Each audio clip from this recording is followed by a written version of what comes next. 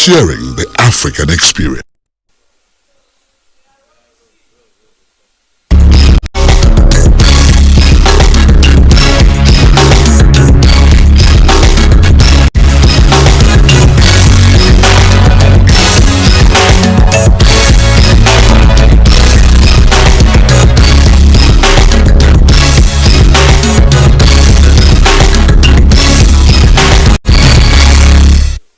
Hello, I am Usaiti Yari, welcoming you to the Sunday edition of Democracy Today on African Independent Television.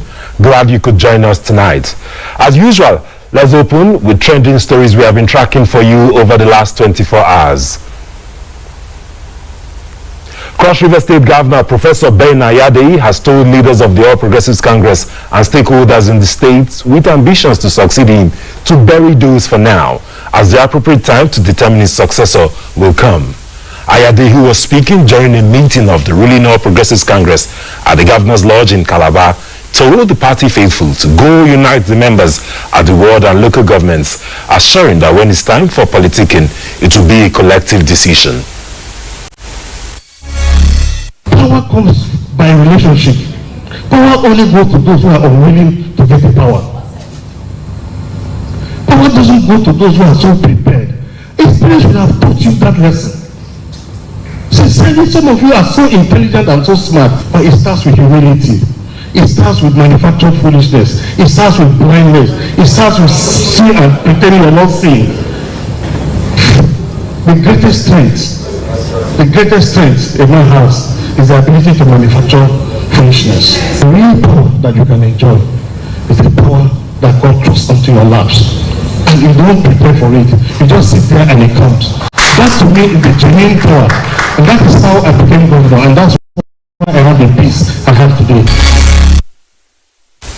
The Deputy Governor of Zamfara State, Madi Gusau, says the People's Democratic Party, PDP, is ready to support the Governor Bello Muhammad administration in the fight against insecurity through prayers and advice where necessary to enable it to restore peace in the state. The Deputy Governor, while addressing party members and supporters in Gusau, the state capital, urged the people to remain calm and prayerful as efforts are being made by Governor Bello to address the security crisis facing the state. My call will always continue to be the same, for everybody to be calm and be grateful, because the situation has taken a new dynamic and it's spreading faster than everybody could anticipate it.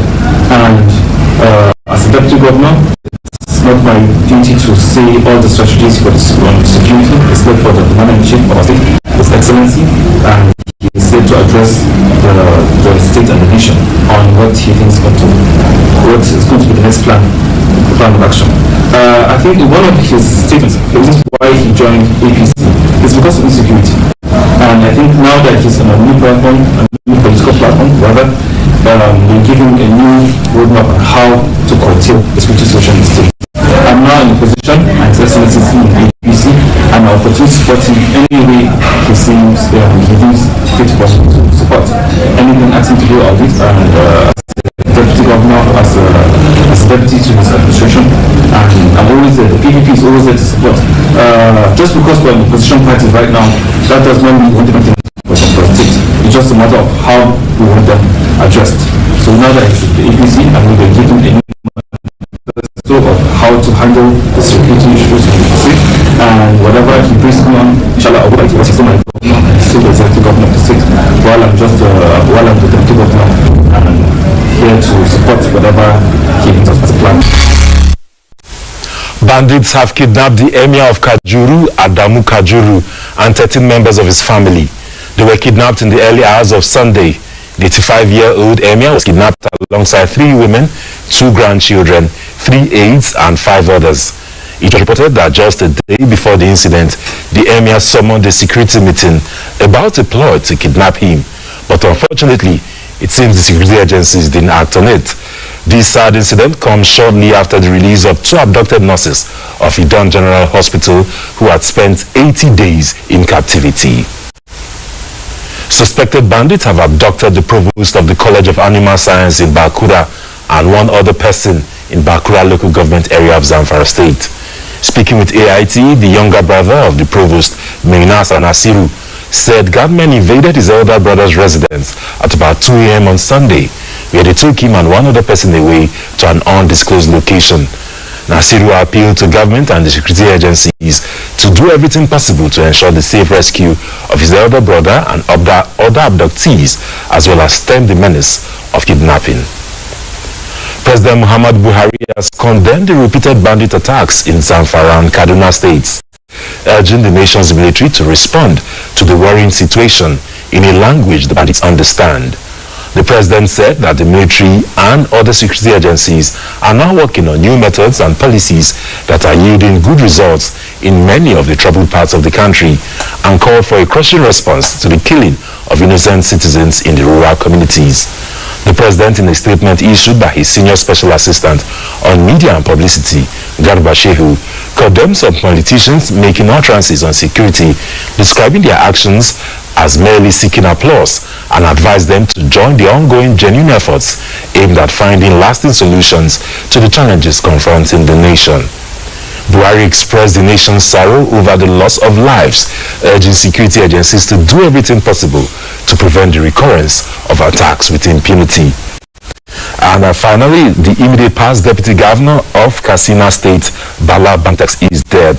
The Kaduna State government, in a statement signed by Muyiwa Adekeye, special advisor to the governor on media and publicity, formally announced the death of former deputy governor Barnabas Yusuf Bala Bantex. He was aged 64. Bantex served as deputy governor to Governor Nasir El-Rufai between 2015 and 2019, when he resigned to aspire for the Senate. The Kaduna State government has declared Monday, 12th July 2021 as a work-free day in honor of his memory and service to the state. It's about time for our conversation on the program tonight. The Nigerian National Assembly has in the past courted controversy over its failure to pass the Electoral Act Amendment Bill. The Assembly missed two important deadlines that it set for itself, first in December 2020 and then in the first quarter of 2021. We talk of the National Assembly finally fulfilling its promise this week, rife in the public domain. We once again revisit some of the contentious issues after this time out. Don't go anywhere. The Nigeria of our dream, the Nigeria we need, is the united, indissoluble, and cohesive Nigeria which guarantees equity, fairness, justice, and prosperity for its citizens. That is our focus on people, politics, and power. It is fresh, insightful, impactful. It's a must-watch. People, politics, and power on AIT. It is Democracy Today, and I'm excited to know you have chosen to join us as we x-ray very topical issues in our nation at this time. Welcome back to the program. Civil society groups have continued to advocate and sound the alarm over the delay in passage of the Electoral Act Amendment 2021 and the state of the nation's electoral system given recent history. In fact, some organizations took it a step further by protesting in front of the National Assembly in what they tagged Occupy NASS. Part of their worry was the experience with the 8th National Assembly, which passed the bill 4 times and 4 times had it turned down by the president over several issues, including clerical errors and then closeness to the 2019 general elections, running counter to the ECOWAS protocol on elections. With less than 2 years to the next general elections, it would appear that concern expressed by the CSOs wasn't unfounded. The joy of many was heightened when the National Assembly finally passed the petroleum industry bill that had languished for 20 years and had almost become a wandering ghost in the halls and corridors of the National Assembly. This joy was, however, almost cut short, leading to a huge outcry when a document was leaked to the public carrying one key provision that didn't go down well with the nation. It seemed as though the National Assembly was not acting in the best interest of the country. The controversial provision seeks to prevent the Electoral Management Body, that is the Independent National Electoral Commission, INEC, from transmitting election results electronically. A development that many interpreted as a scheme to keep the nation in the Stone Age and not take advantage of advancements in technology. The outcry from the public was loud, and it immediately forced the National Assembly to deny authorship of such a provision in the bill. It said the document in circulation was a forgery and not the correct piece the lawmakers had worked on and harmonized at their December 2020 retreat. But keen observers of the legislature took this denial with a pinch of salt. The opposition was informed by the experience with the Petroleum Industry Bill, where some sections were allegedly smuggled in or changed at the last minute and passed without an opportunity by the lawmakers to interrogate the provisions. On the program today, we shall take another look at the Electoral Act Amendment Bill 2021 and how it is likely to impact Nigeria's electoral system moving forward. Stay tuned for this informative analysis of the key provisions of the bill. I have joining the conversation at this time Victor Giwa in the studio here and Emperor Ogbonna. They are both lawyers based in Abuja. Welcome, gentlemen. Yeah, thank you so much for having me. All right. And welcome to you as well, Mr. Ogbonna. Thank you very much. All right, fantastic. Thank you, let's take it up with you over there, Mr. Ogbonna. And let's begin, before we come to the contentious issues, let's begin from the controversy that was raised over the allegations that this document, which is expected, is hoped really that will get the force of law, before first passed by National Assembly, before it moves back to the President for assent, and when this section leaked to the public and it became the outcry, and then the response was that this was forged, this was not the correct document and all of this. What did you make of that entire scenario, and what do you think we should be doing? Should we be a thorough investigation to fish out those who want to play with our laws and therefore mete out appropriate punishment? What it is that it is actually a very discouraging one at this point in Nigeria for us to be talking about somebody smuggling in a provision into an action of the National Assembly. It is something that we ought not to hear. These things are things that ordinarily should lead to somebody being prosecuted and arrested. How can somebody ever think about smuggling before you pass a bill into law? It passes first reading, second reading, third reading, and all these readings. And at that process, you edit, you re-edit, you amend, you do everything until you get what you want. Now, for us to be talking about passage of the Electoral Act at this point, it means that it has passed through all these readings, and we're not sure of having a working document that anybody can rely on. But to now start thinking that somebody who's smuggling a provision, the question is, at what time was that smuggled in? If it was smuggled in, who smuggled it in? And if it was smuggled, I think that person should be arrested. Because for you to talk about passage of Electoral Act at this point, it was a pass through this process. So this thing we are hearing about somebody smuggling in a provision, section 50, sub 2 of the Electoral Act that stops INEC from transmitting elections electronically. Anybody that did that should be arrested. So to me, it is something that ought not to be heard. That's just what I'm saying. It's so because the process is one upon which it is difficult to do that.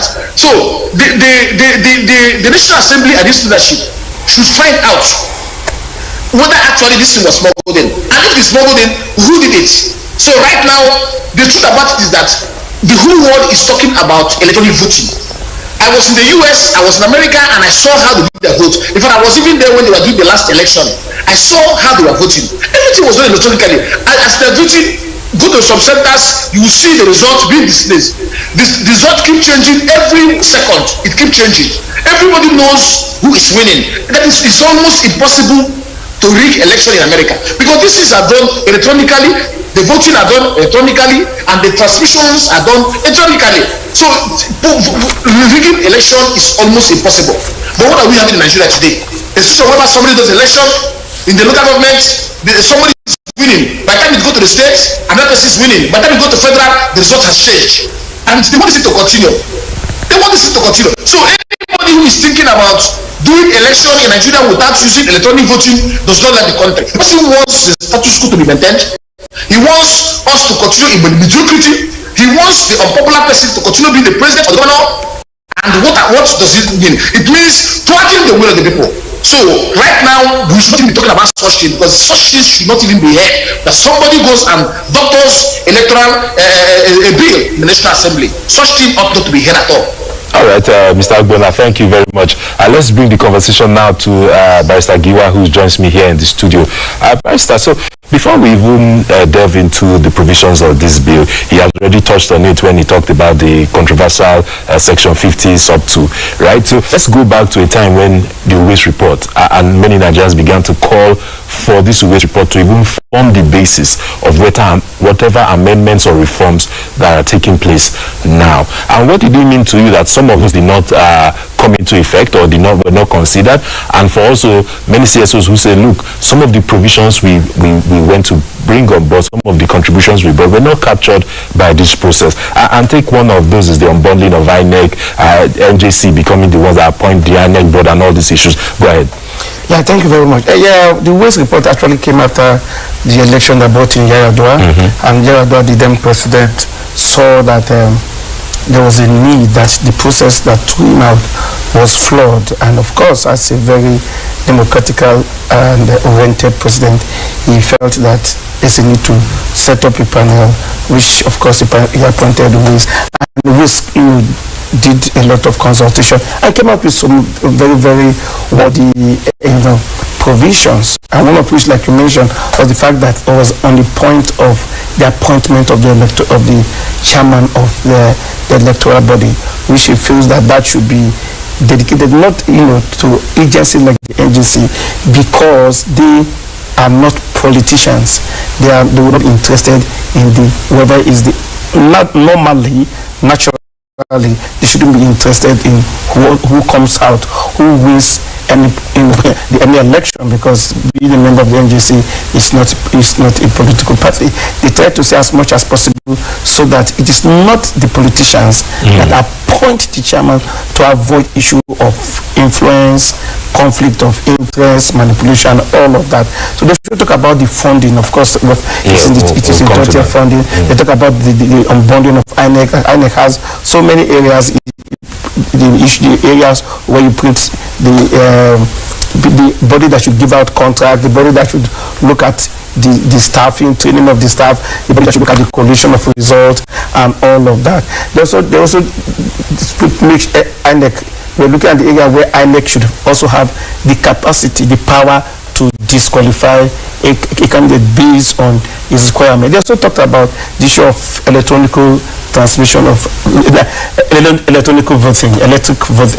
voting. Yeah. So it came out with a wide range of issues, and of course we have seen over the time that this Electoral Act is 2010. Yes. And between that time till date, you remember there was a last time before the election of 2019. Yes. That there was the Electoral Act was actually passed by the was it the 8th Senate? Yeah. But the president, 8th National Assembly, rather. 8th National Assembly, yes.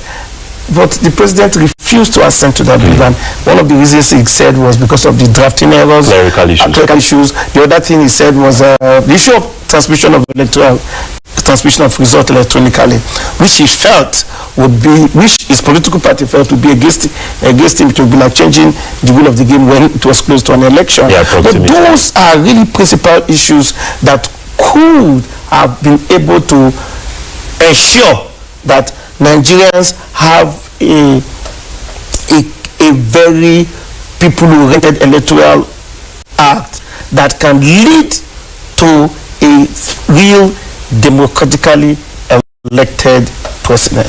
Now, because if you look at what happened in the last election, the issue of whether the election was electronically transmitted, the issue of whether the issue of whether the result really captures what took place in the field and all of. And as an NEC observer, we in the civil society, we are accredited NEC observer, and I've been observing these elections. A lot of issues always arise from the coalition centers. And so that is why there is serious concern that election results should be electronically transmitted. It's only when you have the card reader. When the card reader can capture you and you can have it. One of the also provision is that accreditation should be done through data. Your information should be in the data. There should be a server that contains all voters who have been accredited, so that when you vote and you push in the key, you should know the number of people who voted in a particular polling unit, in a particular ward, in a particular collation center, it cascades, so that is it. They are looking at a transparent and a fair system or a fair process that will bring out a good result. So that is what Nigerians were interested in. And so we want to see that whoever emerges as a candidate through our electoral process will be seen as somebody who came out according to the process, and not somebody or process who were credibility, not somebody who was manipulated or people who were packaged by the process itself. Because let's take this back to Mr. Ogbonna and let's take it up from, because we'll break down the provisions a lot more than this section 50 sub 2 that has become very controversial. We also look at some other points. So let's look at this section 27 sub 1 that says or makes provision that no person who is a member of any political party or non-affiliation shall be appointed for the purpose of election or voter registration. And now this is one provision that seems to stand because of the controversy that just happened as well. Yes, Loretta Onoche's saga that has just happened recently. And so the point therefore to Mr. Ogbonna is, how does this provision stand against when we now have the same government who is expected, who will probably sign this into law too, and has sent someone who is allegedly a member of their party? Oh, I understand that he's not there. Please take the question before we... Well, the truth is this. First of all, the provision right now for the appointment of persons into the electoral body does not permit anybody with political affiliation or member of a political party. I know you will ask, what is the case of Loretta? I have said, as part of the civil society, and as a lawyer, I don't speculate. Now, Loretta, whether or not she is a member of the APC is issue of facts. And how do you become a member of a political party? Registration. You must have what you call the membership card. And I stand to be corrected. I have not seen anybody who has presented Loretta's political party membership card to say, oh, she's a member. I think what I've heard is that she was once a member, but the truth is that it is an issue of fact. If she is a member, there's somebody, people have seen moving in the social media where she deposed on a affidavit. Yes, that she is a member of the political party. And it is sentimental. Or support that she also gave as well. Yes, no, but I'm talking about membership. I saw that affidavit, somewhere in the social media, in one of the cases she sued somebody, and where she deposed to fact, in an affidavit that she is a member of a political party. Yes. And that's enough. People will say, oh, she is a member. I am not, I don't look at issues from the social media. Like I said, we look at facts. Now that you depose to facts in an affidavit, it's not a conclusive proof of that fact. Because without evidence, even your facts deposed in an affidavit will be worthless. Because your facts must be backed up with evidence. So in law, it's not enough. Having depositing to facts in affidavit is not an evidence for the court to rely on. So if she had deposed to that fact and she had attached a membership card, that could have been conclusive proof. So for now, I think, I stand to be corrected, except where anybody can come with a material evidence that because you are close, because you speak for a political party. We have seen a lot of persons, even journalists, who were appointed as appointees, as SA, as special advisors to politicians. It really does not make the appointment, does not in any way make them a member of that political party. Now, so they may subscribe to some of their programs. But the point at the end of the day, so there is the law is still fantastic. Right now, we understand that no member of a political party can be a member of the electoral. Fantastic. Therefore, should someone who has shown a very clear partisan interest be appointed to that office? Good question. Now that is the point. And that issue, the answer is no. For anybody like the person of Loretta, who has shown serious partisan interest, who have shown serious inclination to a political party, which of course is serving the president, and the president belongs to a particular party, who has just gone beyond her duty as an advisor. He has shown it is very obvious, even without the fact that she is a card-carrying member, but she has some special interest in the affairs of the political party. It is not also fair because of the issue of bias for such person. I mean, there are other persons who could be appointed. So I also believe, and I strongly condemn the act that the Senate would screen such a person, even with these controversies. Because it is not just appointment. Whoever is in that body, electoral body, must be seen not to have any form of connections or relation or inclination to any political party for the purpose of transparency and accountability. So that is what it is. So she should not be allowed to be in that body, not because she's a member of a political party, but because she has shown vested interest. She has acted for a political party, and she will be seen to have tainted the integrity and the transparency that body is supposed to be held up to. All right, thank you for that. So let's now understand that Emperor Bona is with us. Thank you for coming back and reconnecting. So we've been making some progress before you came, and let's take it further. And let's go to another provision, section 3, subsection 3, and it talks about funding for INEC, really. So I won't want to read through all of that, but it just says, the previous 2010 provides for 2 years, for INEC to receive its funding ahead of an election year. But this document that is expected to come on stream soon reduces that timeline to 1 year. And we know the problems with procurement, we know the problems with logistics and all of this, and handling and supply chain and all those issues. And do you think that this will be putting INEC under pressure? Yes, certainly it will. It will. And there's no way you will expect INEC to conduct a national election and you're giving them money within 1 year. If you want to give them money that will take at least 2 years to give them so that they can plan. Doing an election in Nigeria is not so easy. You may easily do some elections in some places like metropolitan areas, like Lagos and everything. But in Lagos, you still have some villages where you have to also, the logistics will cover. So planning an election in Nigeria, you have to, that 2 years is actually very, very good. Give them the money. But you see, the thing about it is that INEC should not even be dependent on the federal government for election. The money of INEC should be like the money of the judiciary. It should be what you call a consolidated revenue. The judiciary gets their money directly from the national coffer. That should be INEC too. INEC should get its money from the national coffer, and every budget should contain provisions for INEC, how they will get the money and everything. So a situation where you are having a government giving to INEC money within 2 years, it should not even be there. What I'm actually saying is that whether 2 years or 1 year or anything, INEC should have independence of money of finance, so they can have an independence mindset when it comes to operating. So to me, I think that 2 years should have been appropriate, but the better option would not even be 2 years. Let the Electoral Act be amended to make INEC to be financially independent.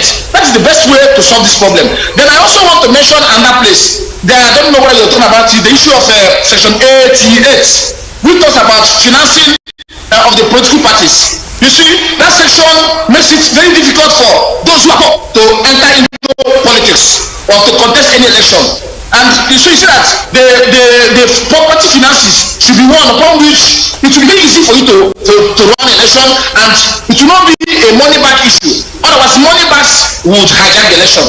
So on that point, I think that there should be an amendment to it. Right. Then let me also deal with what my friend, the guy in the studio, the lawyer in the studio dealt with, the issue of Loretta Onochie. Ordinarily, I'm surprised that at this point of our democracy, we are having a government that is insisting that someone who was a media chief of the president, someone who is very loyal to the president, we are considering that person to be INEC commissioner representing Delta State. So she ought not to be heard.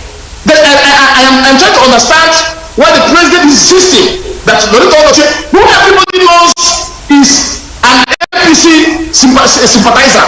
She swore an affidavit to the court. I saw that affidavit where she mentioned that she's an APC member. Now, under oath, an affidavit is a statement made under oath, which, if you are telling lies, you can be charged of perjury and be sent to prison. Now, that affidavit is enough reason to believe that she's an APC member. Even if she is not, the fact that she saw that affidavit is evidence of the fact that she is an APC member. Then she made a tweet also that there was an e-meeting they were having, they are pulling APC off. All these statements point to the fact that Loretta Onochie is an APC member. But if she's not an APC member, I also agree with my learned friend that even if she's not, she has shown an open sympathy for APC. Having shown an open sympathy for APC, there is no reason why she should be there. Even APC members should insist that Loretta Onochie should not be confirmed as INEC commissioner because she has shown open partisanship to President Buhari and also to APC. You see, patriotism is not all about love for the president. No, patriotism is love for the country. Yes, you love the president because the president is good, but it should be love for the country. So at this time, it is not proper that we should be thinking about Loretta Onochie or anybody in the presidency to occupy the position of INEC commissioner. So the president should just withdraw that name. Let's somebody else. Let's advance the conversation. Thank you, Mr. Agbona. Let's advance the conversation now. Let's pick up something he mentioned. I left that for later, but let's take it up on the issue of financing, right? A lot of uproar also was, a lot of outcry was also generated as regards the increase on the cap for all of that. And people said, look, not only have you created, you have made young people and those who would ordinarily want to be part of the process, you have in essence disenfranchised them from being able to be part of the political process by increasing the funds, the finances required, and or the cap really, because others have argued too that even if it's $1 you have, you spend what you have. But then the point is that you have created more loopholes for corruption on one hand, and also as regards the fact that eventually when anybody emerges through this process, probably a case where you are owing because you have to go to people to bankroll you, and also the law also makes a limit for what an individual can donate to you. But therefore, if you were able to pull in all the funds during the election, you become beholden to a few people here and there, and then you find yourselves having to use the public coffers to solve problems that ordinarily should not have existed. Yeah, that is the, I think that is the clause 88, yes, where the member of the National Assembly increased the funding of the cap, yes, for political parties, both for various elections, and it was increased to over 100%. That again tells us the mindset of the politicians. The whole idea is the fact that the political space should be such that every Nigerian who has qualified to the age of voting and be voted for should be able to vie for any of these offices without being constrained by any financial or economic restrictions. And so increasing that amount for each of those political offices, but for political parties, like of course it has been said everywhere that you'll be allowing money bags, to hijack the political space. But you see, it is do we really enforce just that provision? I would have preferred to have a case where persons who want to contest for an election declare their assets not when they have won an election, before they contest that particular election. Tell us what you have. Tell us your history. If you're a businessman, have you paid your tax? What is your just like how it is done in other civilized crime. So it is not because we are even when it was lesser than what it is right now. How many times have political party been charged for violating that section of the Electoral Act? How many times have we seen INEC is said because it's INEC that should monitor and enforce that provision of the law? How many times have we seen INEC interrogating those political parties who have used billions to contest elections? So do we need to codify it in our law? Yes, so that's what we say. We need to go beyond the number of money you need to contest election. Why? But again, why not restrict certain areas? There are places, don't get money from a particular set of people. Don't reduce the process of campaigning. during the election, let us reduce vote buying, because these monies are actually spent more on buying of votes. Actually, as a matter of fact, these monies are not spent during campaign alone. Most of them, even at party primaries level. Yes, in party primary levels. Apart from that, they are spent during election itself. Yeah. We have observed election over the various states in the federation. I saw in Ekiti where politicians were moving during the date of election with vehicles packed with money. It happens in Ondo State. It happens in Ekiti State. You will see them carrying big amount of money. That is where these monies are spent. Some of them will buy civil security agency. As a matter of fact, some of those monies are budgeted for security agencies, even for some members of the of INEC. And they will tell you, some of them will tell you that they are paying for their party agents. They are providing food for them. So we should look at those areas. Why will you be moving during election and you are moving with cash? Why should a politician make provision for security? And let me tell you, as it is right now, a lot of political parties have in their budget money they budget for security agency during election. The various commissioner of police, the various office security agency will go and they have a way of how this money is moved. So it is not that money that they use in the campaign, but it is those. So you must track these funds. So you must be able to restrict these loopholes where monies are used during elections. When I say during election, a day before election, because I have been part of a process where presiding officers, really those persons from Nigeria Youth Service? Youth Service, yes.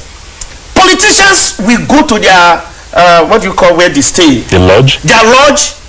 Those who have been assigned as presiding officers, a night before the election, they will start giving them 50,000.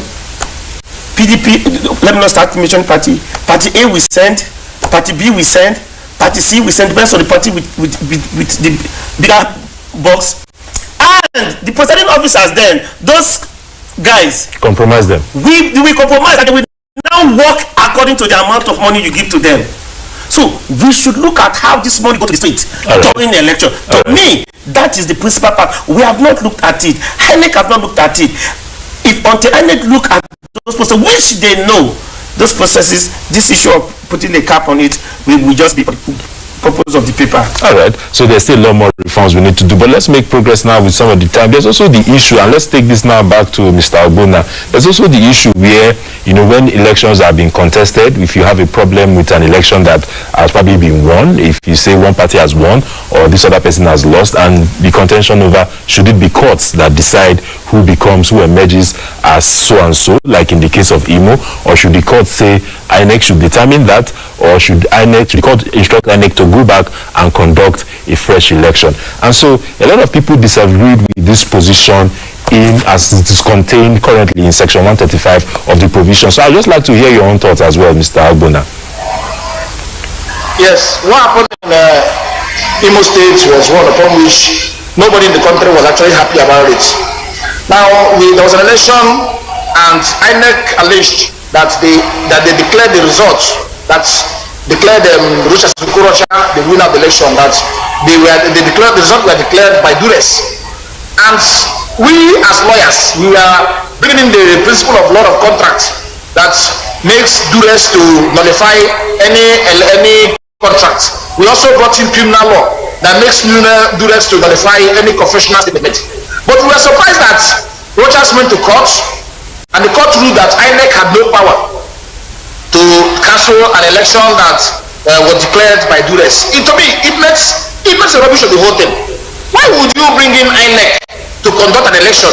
You bring in INEC, you bring in security men, and an INEC official was in the polling booth, and he saw that election was not properly done. The results were declared. Then he didn't. The results were computed. Then he now says, "No, I am not going to declare the election because of this result, because there was force, or there was intimidation, or I was compelled to sign it." And you, as the judge or the court, you now say no, that we are not going to do anything like that. That rather that INEC has no power to cancel election because of duress. To me, it actually makes no sense. It rubbishes the whole system. That section 135 or so should be amended. The person who is an ANEC official, who is in that place, who understood the fact that there are grounds upon which this election ought to be cancelled, especially on duress, that person should have some little power. All over the whole world, you always give power to a person who is supervising. If I am a supervisor and I don't have power to met out a little punishment, then it means that my powers are useless. So that section should be amended. That section should be amended so that the INEC official who is in that place, who discovered that there were irregularities in the election, and who was compelled to sign a result that ordinarily he would not have signed, that INEC official should have the power to say, this one is done like this, and it should be declared null and void. That is the right thing to do. So, to me, I'm of the opinion that clearly that section should be amended. Then also, let me know the very little, just like what my young friend in the studio was talking about, the issue of party financing. The problem about Nigeria is that all over the whole world, money is being tracked. In the US, in the UK, there are some money you cannot withdraw cash. You can't have some money cash. But in Nigeria here, you can have 1 billion. Oh, seems unfortunately we lost Mr. Agbona there due to the network, but he will reconnect and we will continue the conversation. But let me, before I ask the question I had for you, let me let you react a little bit to what Mr. Agbona was talking about, especially who has the power over election. Who has the power? Yes. So I mean, of course, it's only in Nigeria. If you notice, the last election in the US, there were a lot of issues that went to court, even when Trump had believed something else, that there was fraud. The court, as much as possible, tried to restrain itself from taking political decisions. Judicial decisions are left for the court, while political decisions are left for the people. So it is the INEC. It is INEC that should determine through the process who emerges as the candidate. But again, there was a reason. Politicians, out of their own political machination, have developed and deployed means of manipulating the law and allowing us to have persons who never went through the process to emerge as candidates. How? They have exploited US, like I explained to you just recently, before now, how politicians will go and manipulate. At a point, let me tell you, you see, it is different when we are just speaking from your head. There were times in this country when you want to contest elections, politicians, especially those with big money, will go and buy election results. We connive with some bad heads in INEC to get election results, so that while you are waiting, lining, you are in the queue trying to cast your vote, the politician will be keeping the final ECN A1 form also, A10 form, so that when it gets to that point where vote results will be collated and announced, they would have gone to their various places and write results and then submit it by one way or the other, or through violence and threat and violence, smuggling that result to some of these electoral officers, and they will announce those results. It is at this point that the courts decided to intervene, to now look beyond the results to see what really happened. And let me say, if our politicians follow the due process, allow the law to take its course, the court will not go into the issue of the political decision. Because if you look at what happened in the case of Arahume and what's this other person's name now? When Arahume was contesting for the position of governorship of Imo State, at a point the court says no, Arahume was the rightful candidate of PDP. I think in 2007 election, At that point, the president then Obasanjo said, no, okay, PDP is not interested in contesting election again. They refused to obey simple court order. So what you saw in the past is of court intervening, bringing out candidates. So what we have now is a lot of candidates, court candidates of elections, governors appointed by courts, governors and senators announced by courts, not from the electoral process. And we have seen it. Why? The politicians will not obey the law. The politicians will not follow through the process. It's happening in Zamfara. It is happening right now in Anambra State. Politicians cannot even take care of the internal democracy. A lot of litigation is expected. Conduct primaries within their political party. Follow even their constitution. The constitution that is made by the politicians themselves, they cannot even follow it. So how would you to expect that the court will intervene in that process? So the reason why we have court intervening is because our politicians have mastered the process, they have manipulated the process, they have argued the process such that they don't even want to obey simple law. And that is why you see court intervening in some of this process. If our politicians will obey the law, if our politicians will play according to the rules, there will be no reason why the court will get involved in the process, or will get involved in any of this process. And that's an argument that has been made, that it is the politicians that even drag the case before the courts. The courts do not go and invite the cases on their own. All right, well, let's move on from that and come on to the issue that has been, has made the news more or less, and that's the issue of the transmission. But let's touch on some other essential parts of the provisions. For example, section 62 subsection 2 that tells INEC to compile, maintain and update on a regular basis electronic register of election results, database, polling unit by polling unit, and he also instructs INEC to keep this in an electronic format. And you recall that there was in 2019 there was this issue of server. Now, how do you read this particular provision? Is this giving INEC now the legitimacy to have this? And therefore, if we are having this electronic database, why are we then not going to, although it has been argued that it was not correct, or of course, but why are we then not going to have electronic transmission of results? Because we already see that this will solve a lot of the quote-unquote criminal situations that take place because we all know that collation of results is where the problems really arise. So what is your reading of this? First of all, that section, what it does, it has codified and legitimized the issue of having a server. And what it means therefore is that we're going to have a data of all voters and accredited voters. Of course, if you have the data, it must be in the server. Yes. Yeah.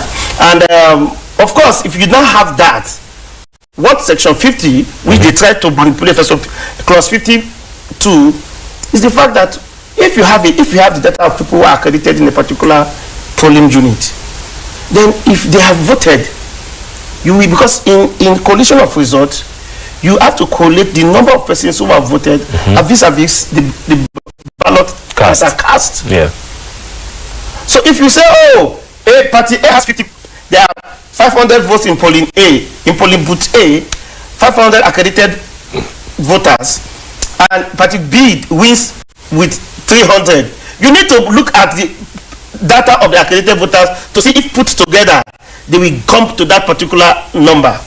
And so the issue of section 88 is the fact that we need to have a universal data that contains all the accredited voters, and you must also, by that token, be able to transmit their votes to say persons, accredited voters in polling A in Anambra State voted this way, and people in the coalition center and on the screen can be seeing their votes.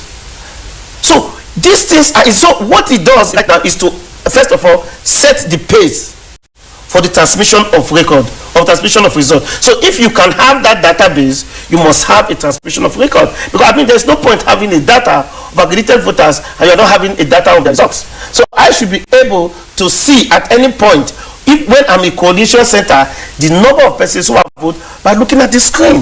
So I think it validates the issue of server, and it also allows transmission.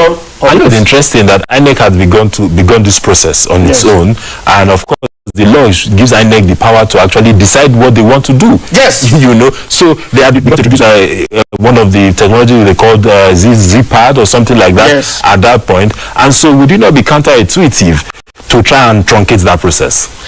And INEC has even started with what we call online registration. Of course. Yes, pre-registration process. Of course, it will end up in the biometrics and all of that. Yeah, biometrics at the centers. Yes. Yeah, but I mean that is part of the process.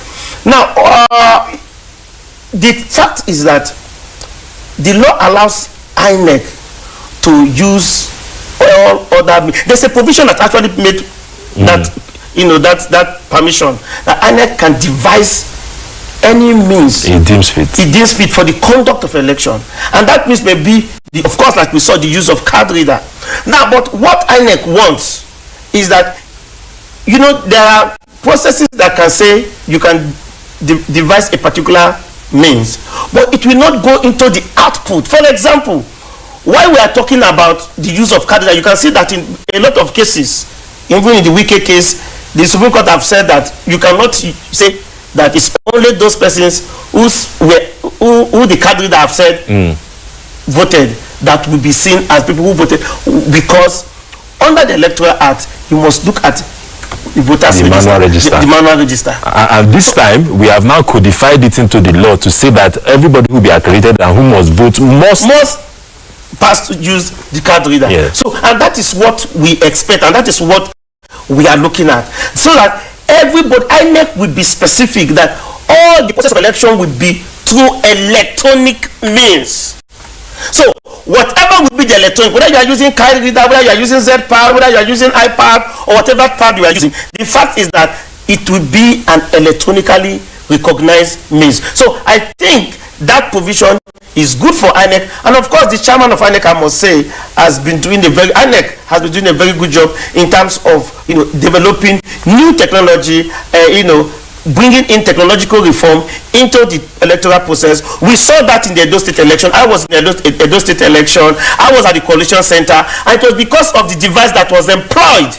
Because while people are casting their votes in the coalition centers, you can see how the results are. So a lot of us knew some of the results of various centers because we used for the first time the Z-pad, where you can see how people are voting at the various polling units. That is exactly what we are looking at. That's exactly what we expect.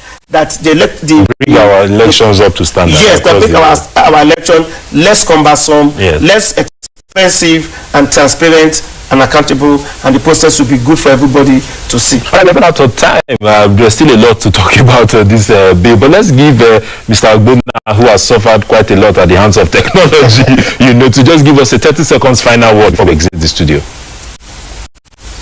Well, I'm very sorry. That's the network in Nigeria. The thing just went off. So the truth about it is that right now the country needs INEC more than any other commission of government, any other agency of government. You see, the reason why we are talking about INEC is that when you get the electoral process right, you get everything right. If I am a political aspirant and I discover that I can manipulate my way, I can do everything I will do, and then in the end I will win an election, I will not work for the people. But if I know that if I don't do the job right, that the people vote me out, then I will do everything within my power to ensure that I deliver a dividend of democracy. So INEC should understand the fact that they are the bedrock of democracy in Nigeria, and the National Assembly should also know that this Electoral Act we're talking about is the substance of the Nigerian entity. Why I say so is that all these things we are talking about in Nigeria, the southeast, the southwest, the south, everybody talking, is because of the people who elected in power. If you elect somebody who is parochial, if you elect somebody who is nepotic, it will reflect in everything. But if you elect somebody who has a broad mindset, the person will be a leader that everybody will accept. So what I'm actually saying is that the National Assembly should ensure that those sections that are controversial, that they be amended, and we bring in the section that will bring in a free and fair election. The issue of election transmission of results through the electronic process is something that ought to be taught with, because the whole world has moved from analog to digital, and Nigeria should not be left out. Thank you. Also, the issue of financing. I was telling you something else. I've had the pleasure of hosting on the program tonight two lawyers, Victor Giwa, who's joined me here in the studio in Abuja, as well as Emperor Ogbonna, who has connected with us virtually. Thank you, gentlemen, for your time on the program tonight and for helping us advance the cause of democracy. I also thank you, the viewer, for being part of the program tonight. My name is Osai Yari. Democracy Today will return again at 7 p.m. on Monday for a continuation of analysis on very topical issues in our national life. Stay with AIT.